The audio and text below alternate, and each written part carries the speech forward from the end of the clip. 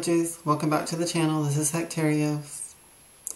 This is going to be our solar eclipse reading and also our weekly reading for August 21st through the 25th, 2017.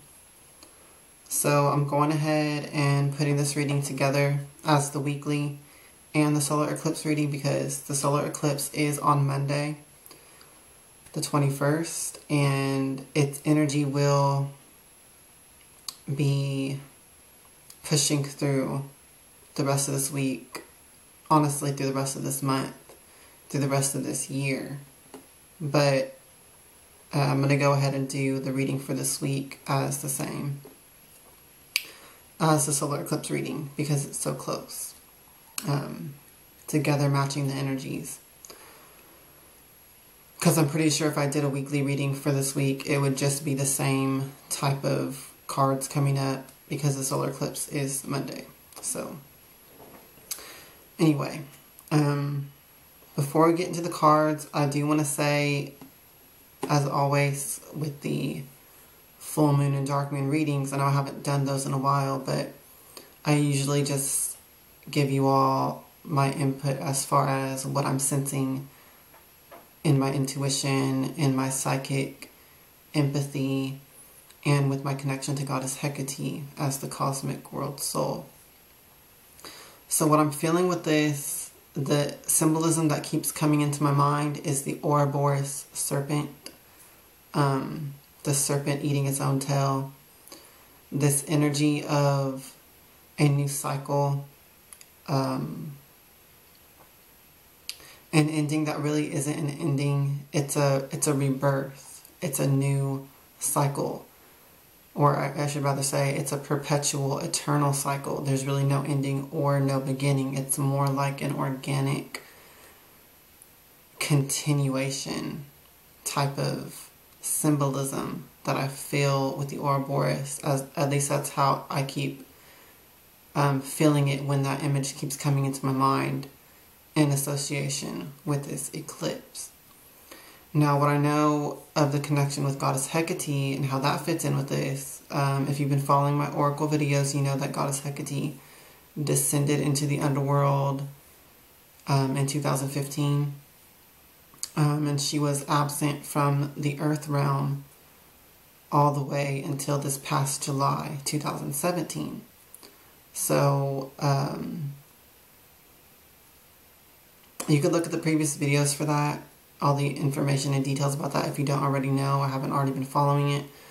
But basically, a lot of energies that Hecate usually keeps in balance as the world soul went hectic and awry when she was absent. So from 2015 to this year, July 2017, that's why we've seen so much chaos unfold like so rapidly in that short time period. And now that she has returned, she's putting all of her focus in, first of all, putting in check all of these lower vibrational energies and entities that have come through and wreaked havoc while she was away. And also, she will be focusing on kind of undoing all the chaos that they've done and restoring balance from this solar eclipse through the winter into next year, as far as the northern hemisphere winter. She'll be focusing on all of that. So that's basically it. As far as that goes, she's kind of coming back in a war mode or a warrior aspect, in the sense of, you know, just fixing things and putting things back to order. So let me show you all the astrology for the solar eclipse. It is occurring in Leo. And Mars is present there. as well as the solar eclipse is happening conjunct the star in Leo called Regulus, and that star is the heart of the lion. It's associated with kings, with rulership. Leo itself is associated with rulership and kings, but the star in particular, Regulus, is associated as well. You can see it's where the lion's heart is. So it's associated even more focused and strongly with that energy. Now this eclipse is happening there, and I think that makes perfect sense because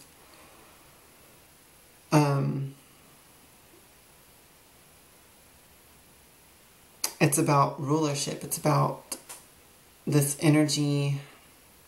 An eclipse is about change, transition. It's conjunct the star Regulus, which is about rulership. And so the energy is pretty much aligned with Hecate's return. Hecate coming back and taking charge once again.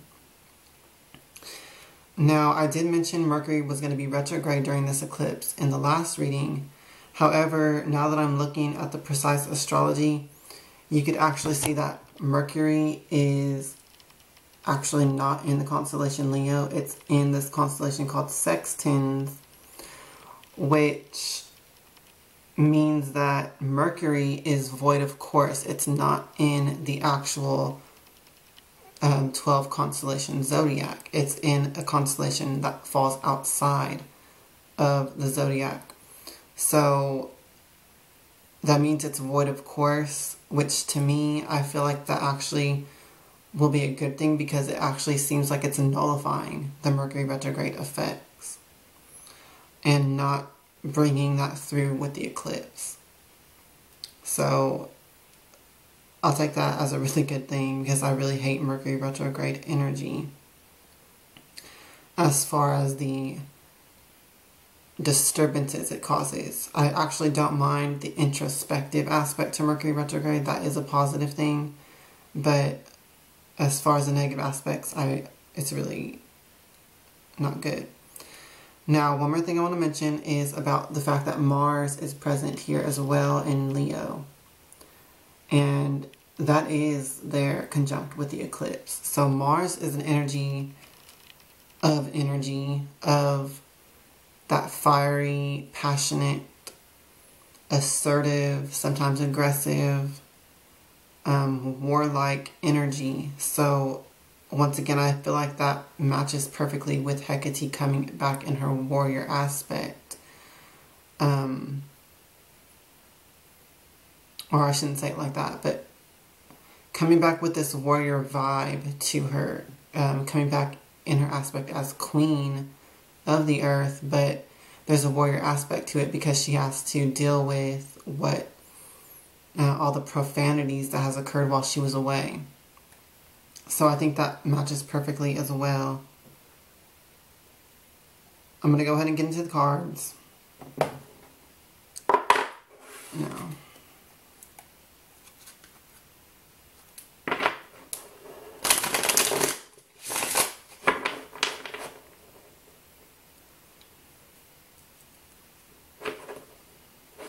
now I align myself with the Most High God and the Holy Spirit Hecate. Please communicate the truth to me through these cards so that I may be guided for the highest good of all. Thank you, and so mote it be.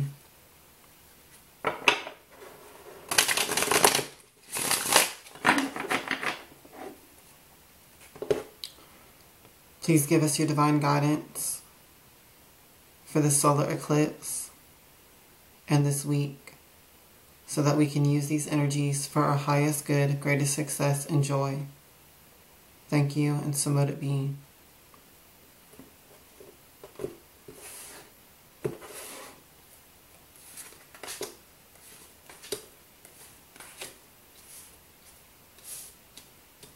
So in case you're wondering, I am using the said tarot again. It's a limited edition tarot deck, so I'm not sure you'll be able to find it But in case anyone was wondering that, just include that real quick. So we have, first off, Temperance.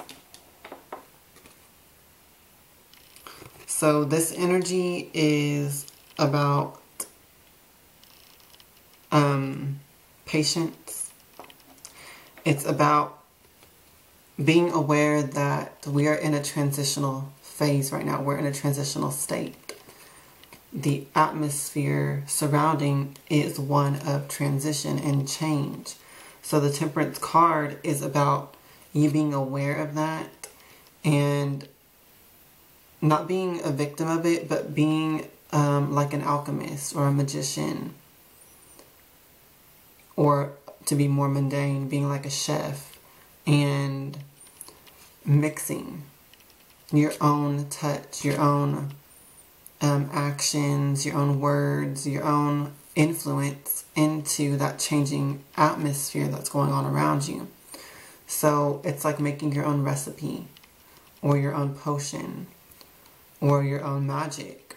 What you want to do with this card is be aware of the changes going on around you and see what little bit of a touch you can add to that to basically benefit yourself or the people in your life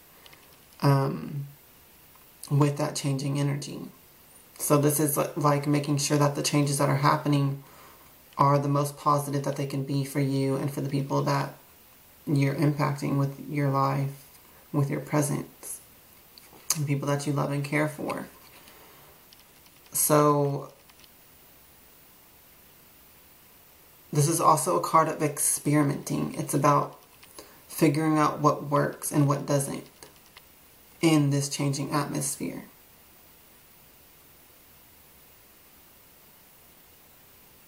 So meditate on that. In particular, on the solar eclipse on the 21st, Monday. Focus on the changes that are already happening and focus on what you can do to add to that and to make it kind of go your way. This is a card of kind of controlling the chaos by exerting your own influence into it. Okay? So meditate on that energy. The next card is the Queen of Coins. So this came up last week, I believe. And the Queen of Coins is a card of really a helping hand coming into you. This is an energy of someone coming in or something coming in and giving you abundance, giving you prosperity, giving you protection. This card might be you being the one that offers protection of the good fortune of yourself and the people that you care for. This might be you helping others. That actually pairs good with the Temperance card, because what I was saying already is use the changing energy, exert your influence into it. What changes can you add into it that will benefit others and yourself the most? So this card probably has two meanings. I feel like we will both be getting help and also be giving help to others. And once we get past this eclipse into this week, we will be in the waxing moon phase. So there's always growth during that. And abundance. Usually anyway. The final card that we have for this week is the Eight of Wands. So this card is about a lot of busy energy. It's about a lot of communication and excess even, and very fast-paced. This card is about exchanges. It is about